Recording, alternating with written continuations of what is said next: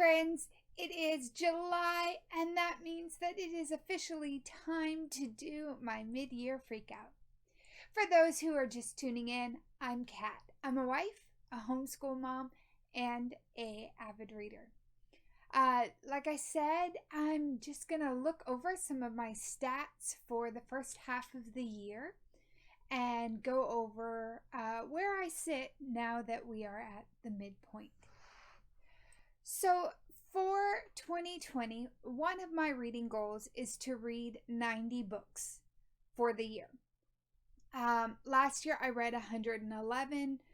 This year I kept my reading goal at 90 just to try to encourage myself to pick up some of the bigger books that I had on my TBR, which I haven't done at all. Maybe in the second half of the year we'll look at that. But of those 90 books, by the end of June, I had finished 56 of those books and read 16,819 pages. I did on Storygraph set a page number goal just kind of as a encouragement to myself, and just because I was kind of curious how many pages I read in a year, and I set that goal at 25,000. I am again past that goal. And one thing I do want to say is these books that I count toward my reading goal are just the books that I read for my pleasure. I don't normally count books I read for Bible studies. I don't count books that I read with my daughter for her homeschool. And I don't count the books that I read in my literature class for our co-op.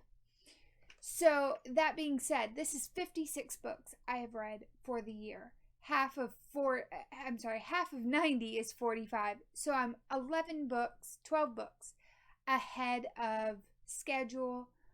And to me, that's just really encouraging. If I continue the second half and hit this 56 again, I will even be one book above what I read in 2021. Now, let's kind of narrow these books down and look at the formats that I read them in. I've read 30 physical books, 9 digital books, and 17 audiobooks. So even with that, most of my books, I'm actually reading the physical copies. There is some overlap in some of these. Like I had one that for July, so it's not in these stats, that I used the digital and the audiobook, and I would not have been able to continue through the book or the audio without the other. So I'm not sure how I'm going to count that. When books are multimedia, where they're like texts and logs, I really need the audio, especially when it's a full cast audio, to help me get through it. I found that out when I read Jay Kristoff and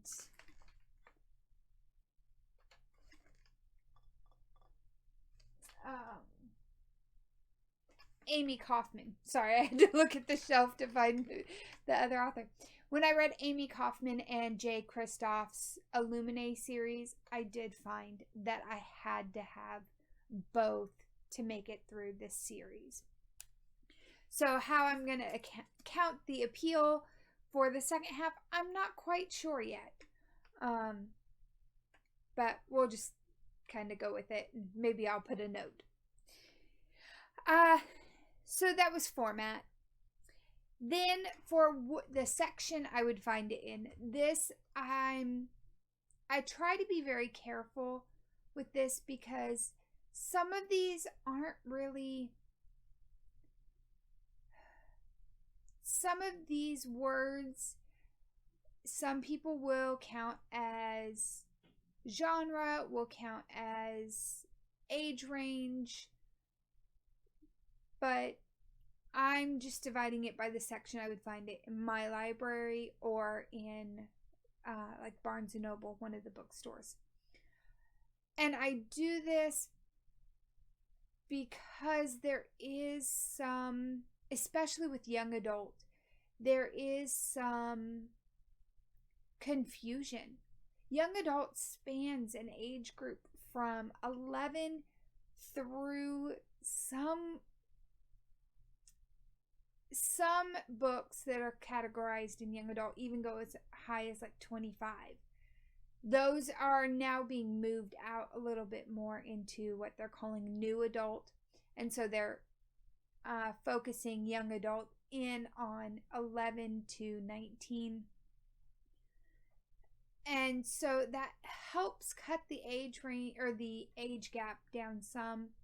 But even at that, and some of this is because I have a reader in my house who can read some of young adult but is not ready for all of young adult. And we kind of got, as readers, our eyes opened a little bit with like Sarah J. Maas's young adult series that kind of creep up as the characters age into not really material that my 11-year-old needs to read. But so for in section, for middle grade, I've read 4 books, young adult 16, and adult 36. This year, a lot more of my reading has leaned toward adult. In the past, I've kind of leaned more toward young adult, and it just kind of depends on the year and what's out there and where my favorite authors are writing and the series that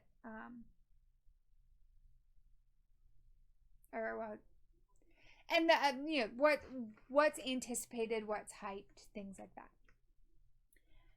As far as pages, I had 21 books that are less than 300 pages, 31 books that range from 300 to 499 pages, and 4 books that were over 500 pages.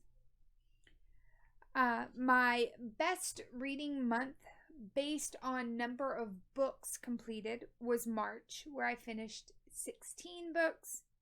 And then by pages would be June with 5,011 pages.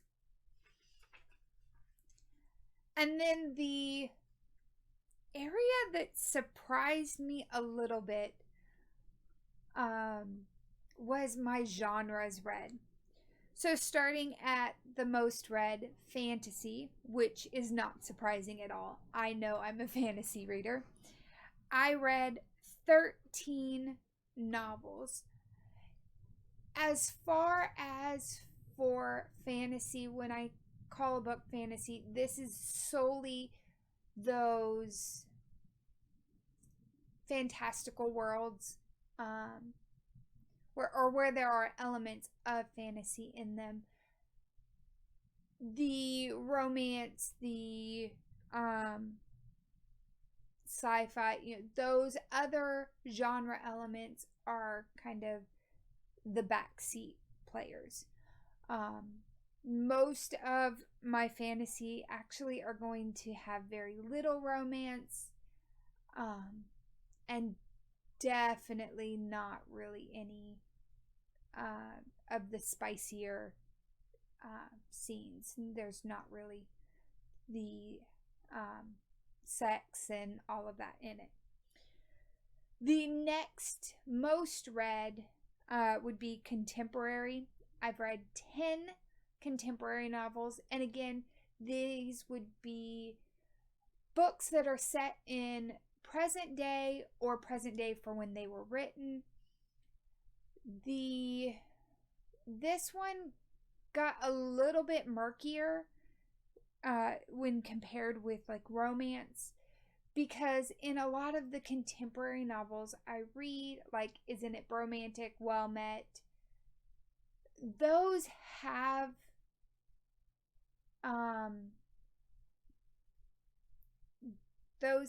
romance in them,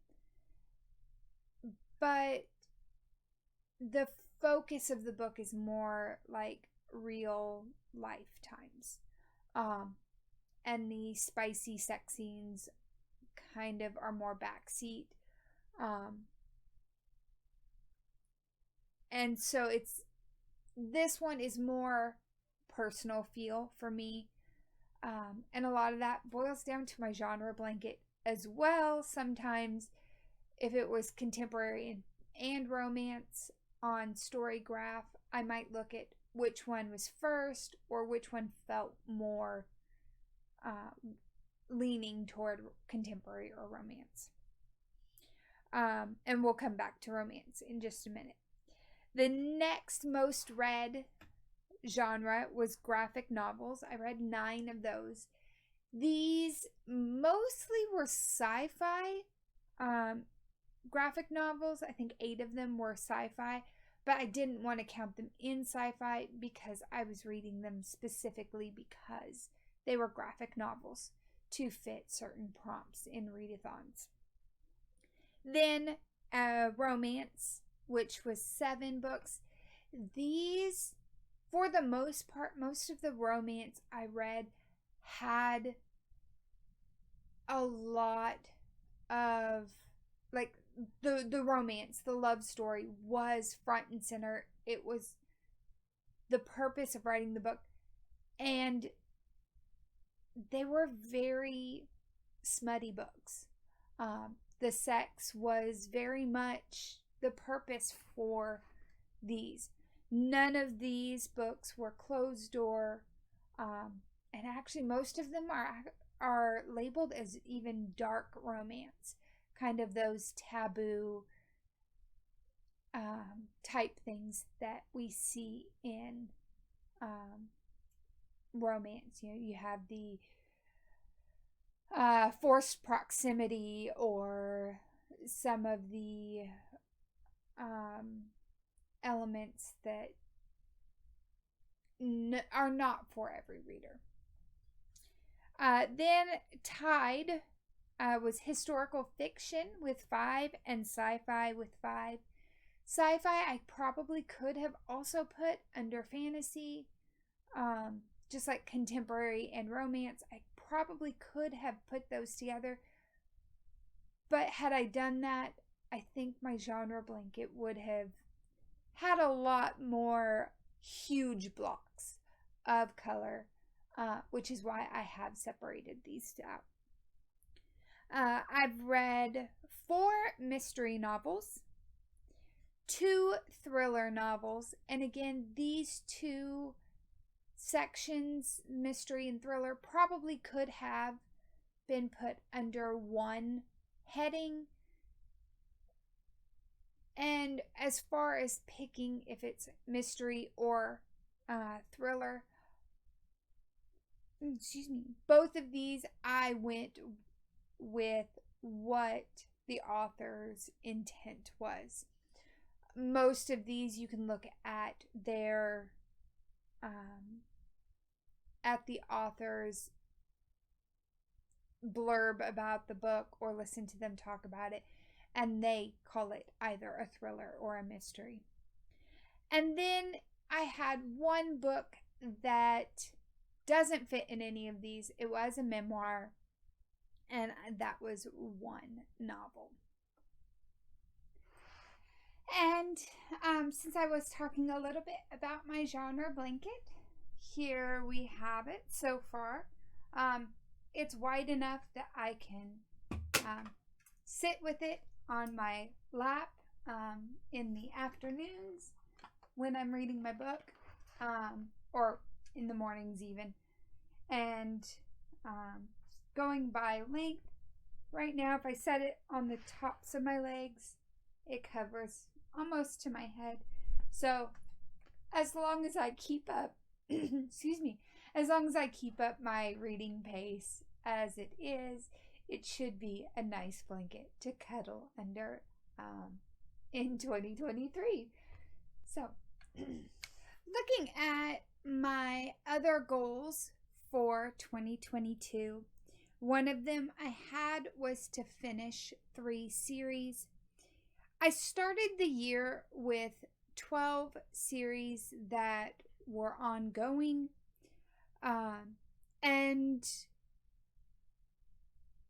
to this point in the year, I have completed 1 finished series. I have caught up on 7 series, leaving 4 series. And by caught up, I mean I cannot read any further because the next book has not been released at this point in the year. And then I have 4 series that I am behind on. So I have 4 series of these 12. I have 8 that I cannot move any further on. And then, in the way of many, many readers before me, I have started 4 new series. Of these 4 series, one of them I am caught up on. I read all the books in the series. And then the other 3, I have books to continue reading in it. But at this point in my life, having series has been very helpful, especially like for the month of July, when I was scratching my head at what I was going to read after reading 15 books in June. And so having these series already ongoing was something that I didn't really have to make too much of a decision to continue on. I just went, okay, I need to read that series and that one and that one. And so I just ran with it that way. And then my final kind of goal for 2022 was to read 22 books that I own before the start of the year. I have a habit of buying books and then they sit on a TBR shelf for far too long. And so for this year, I really wanted to focus on reading some of those in hopes of having less books on my shelf that I haven't read, and keeping from happening what has happened with at least one of these books. Of at the time I put it on my TBR shelf, the time I bought it, it was something I really wanted to read,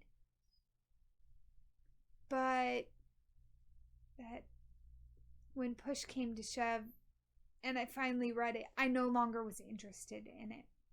And we'll get to that when we talk about my most disappointing book. So to avoid some of that, I have read 11 books that were on my shelf before 2022. This was my goal that, if I'm honest, that was the part I was kind of freaking out about. Everything else I could see, like all I have to do is open Storygraph and I can see how many books I've read for the year. And it even tells me that I'm 12 books ahead. It tells me how many pages ahead I am for the year. And every month I do track kind of genres and stuff. And with my genre blanket, that also helps me to kind of keep myself more well-rounded as far as my reading. But this is kind of one of those that I don't have a 2022 bookshelf of TBR books that I've added. They just all get stuck on the same cart. And so many times these books sit on my shelves for way too long, or I'm not as intentional of grabbing a book that's been on my shelf for a couple years. Now let's get into the fun part. So for my 2022 readings this year, the best book I've read so far is Gallant. This story is a middle grade, and V.E. Schwab builds this world of an orphan girl and her desire for home and for being welcomed. She gets a letter from her uncle calling her to the family homestead. The only problem is, in a journal that she has left by her mother tells her not to go to Gallant. But she does go to Gallant and finds kind of that dream of being welcomed and wanted crushed a little bit, because she finds out that her uncle didn't write that letter. He couldn't have. And so you have this yearning of a young girl and just the adventures that keep her at Gallant and help her to become or try to make herself welcomed in this family. This one was a lot of fun. And apparently fun is my word to describe books. I really did enjoy this one.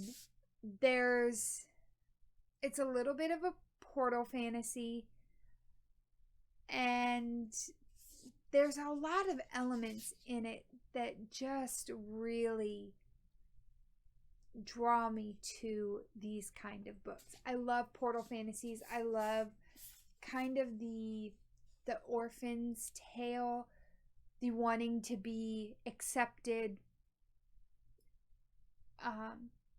So those are a lot of elements, plus the magic and everything else. And I love V.E. Schwab. She is a auto-buy author, so anytime I find a book that she has coming out, I do quickly try to get it myself.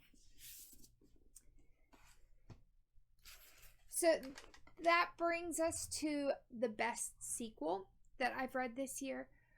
For me, and I unfortunately don't have a physical copy. I borrowed this one from the library, and I had to borrow the digital copy of it at that, was Isn't It Bromantic by Lisa K. Adams.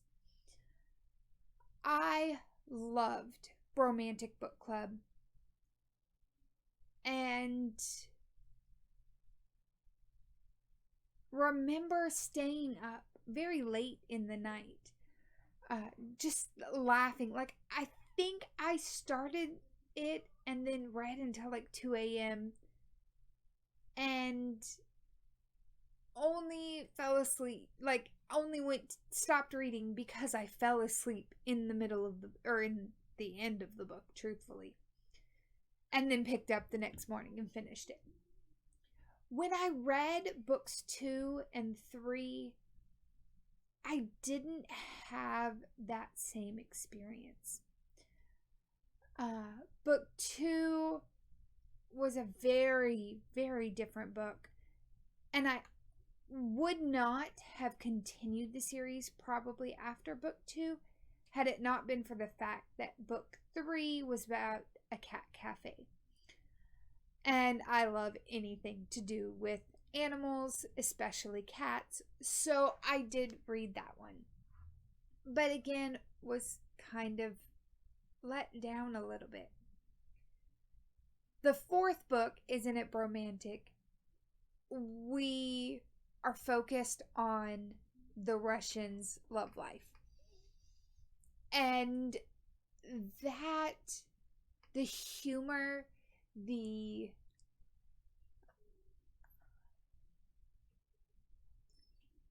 not being able to put down the book was revived in this for me. And I had a great time. I did just read it last month, so if you want kind of more of my feelings on it, please feel free to go back and look at my June TBR, or I'm sorry, my June wrap up. I don't want to rehash the same book all over again, but I did enjoy the humor in it and had a great time staying up way past midnight for that one as well. The next I have is a new release that I haven't read yet, and that's Demon Tide. This is the 4th book in the Black Witch Chronicles. And in this series, we are following a character who her family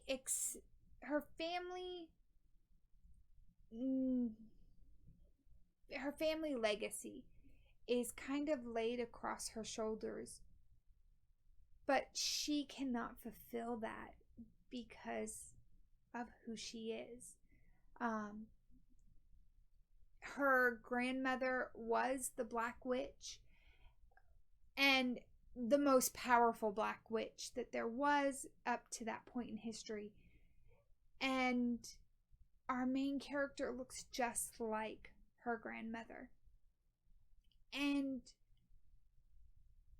we come to find out very quickly that she's completely powerless. She has no magic. And so this series is following her through her trials of trying to get the community to accept her as she is,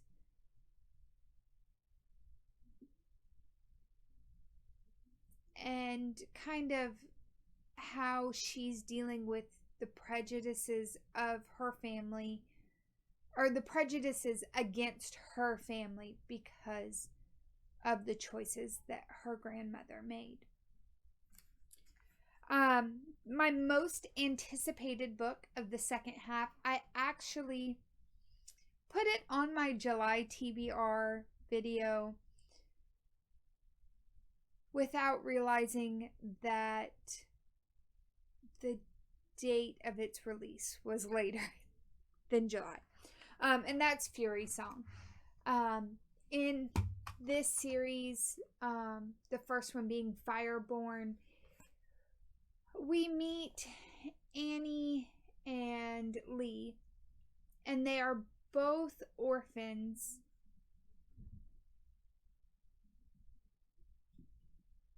And they have been chosen by dragons to be dragon riders.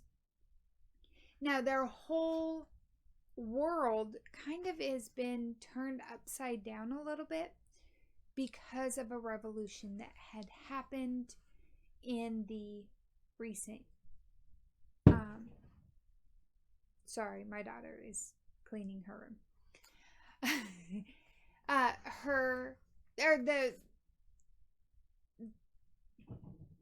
the community has rebelled against the royal family and have overthrown the monarchy government, and now are setting up a free world, as it were.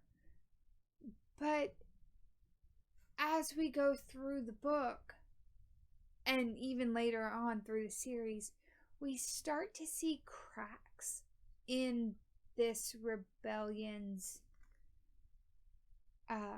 facade that they have put up of them wanting to be different.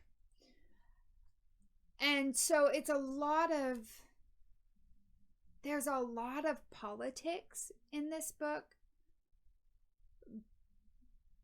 but I didn't find that the politics were bogging down the storyline. I had a great time reading the first two books, and I'm looking forward to Fury Song being released on August 9th. My biggest disappointment so far is one that honestly is my own fault, I think. And that book is Sea Witch. I bought this book in 2022. I'm sorry. I bought this book in 2020 at a time when I was reading a lot of YA. I was reading a lot of fairy tale retellings, a lot of let's get the villain's backstory type stories. And had I read this book in 2020, I think I would have enjoyed it more. But as we saw with my stats, I'm not really reading a lot of YA right now. I'm reading more adult books.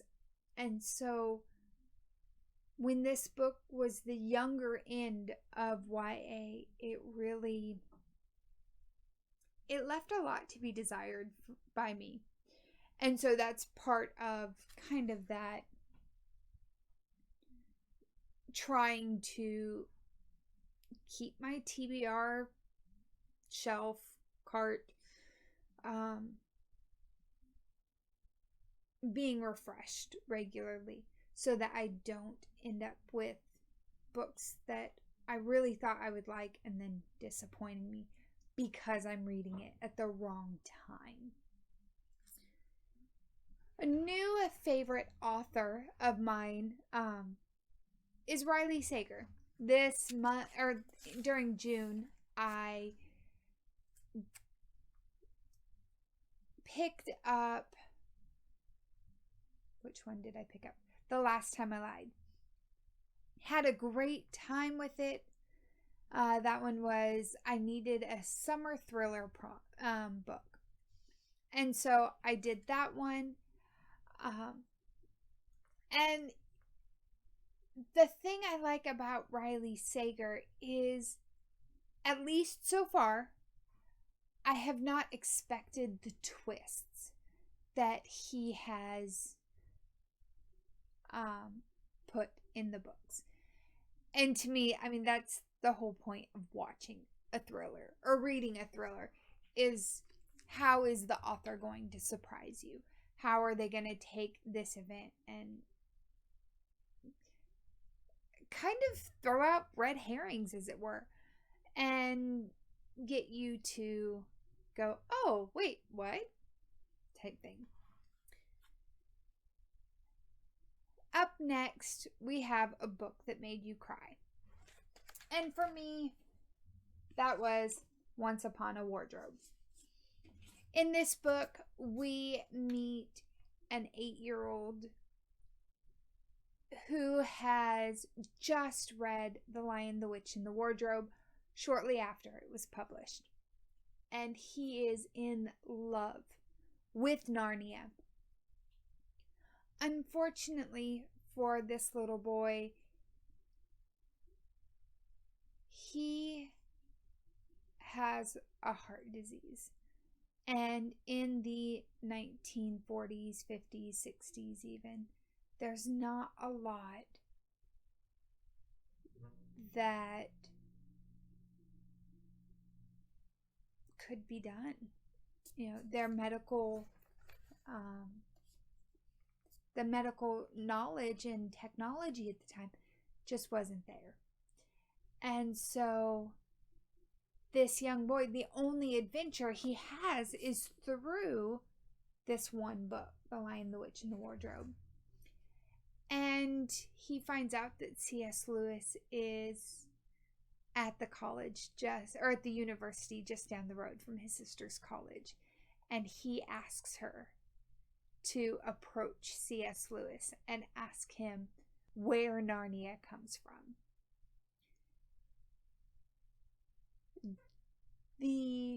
This book, 4 pages in, I knew was going to rip my heart out. My only hope at the end of the book was that it would put it back together. And Patti Callahan really delivered in that. This book really even struck me personally closer to home due to watching my biological mother die due to heart disease, that we didn't have the money growing up to pay for treatment. And so it's one of those that I don't expect this one to tear everybody apart. But for me, it was even more heart-wrenching to see these struggles that were going on. Up next, we have a beautiful book that you bought in 2022. And one that I bought that I actually... This one was a bit of a cover buy, along with it came from a trusted source. And that was When You Trap a Tiger. I couldn't tell you exactly what about this cover really drew me, other than it's very bright and you kind of have the magic right there on the cover with the dragon, or I'm sorry, the tiger, and looks like he's coming out of the jar or going into the jar. This was a good one. It is a middle grade. And I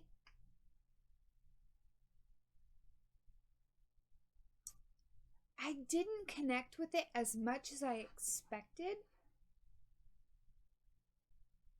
But it was also a lot of fun kind of getting to see the Korean culture that's presented in this book, and basically walking in another person's shoes and seeing how different they are treated due to the way that they look. And then that brings us finally to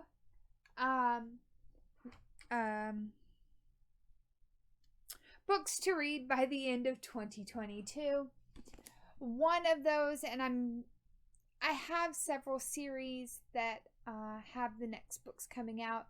Like, I have Gilded by Marissa Meyer. I have the next Bromantic Book Club, or Bromance Book Club book comes out in November. The next Well Played book comes out during the fall. I have a lot of books that are coming out at the end of the year to continue series that I am looking forward to. But one that I do really want to read is one I got for Christmas last year from my sister. But I held off on it because I found out it was going to be a series. And I don't really know a lot about what's going to happen with this book. But this author has become an auto-buy author for me. And that's Margaret Rogerson and her Vespertine series. As soon as I saw she was releasing this last year, I automatically added it to my list. So let's find out what it's about. Amartisa is training to be a Grey Sister, a nun who cleanses the bodies of the deceased so that their souls can pass on. Otherwise, they will rise as spirits with a ravenous hunger for the living. She would rather deal with the dead than the living, who trade whispers about her scarred hands and troubled past. So this is going to be a fantasy novel, and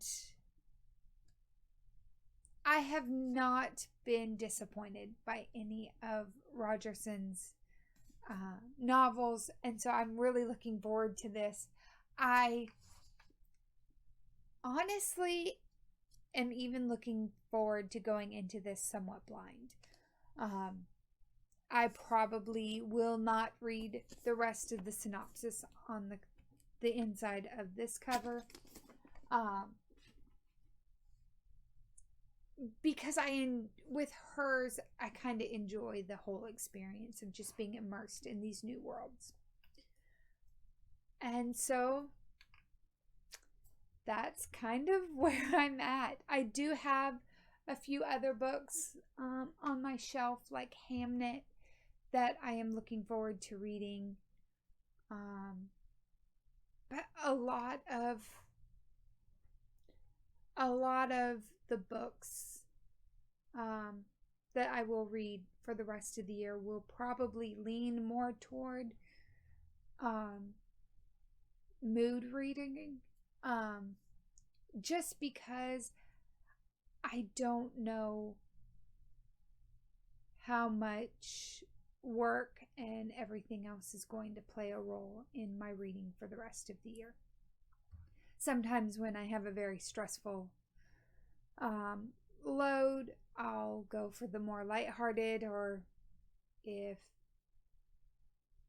kind of the comparing, why isn't my life that easy? I'll go to something a little more deeper and a little more hard-hitting. So we'll just have to see what the second half of the year brings. What about you? What are some of the books that you are looking forward to reading? How is your reading year going? Let me know in the comments. Also, if you would like and subscribe to my channel, I would appreciate that very much. I hope you have a great day.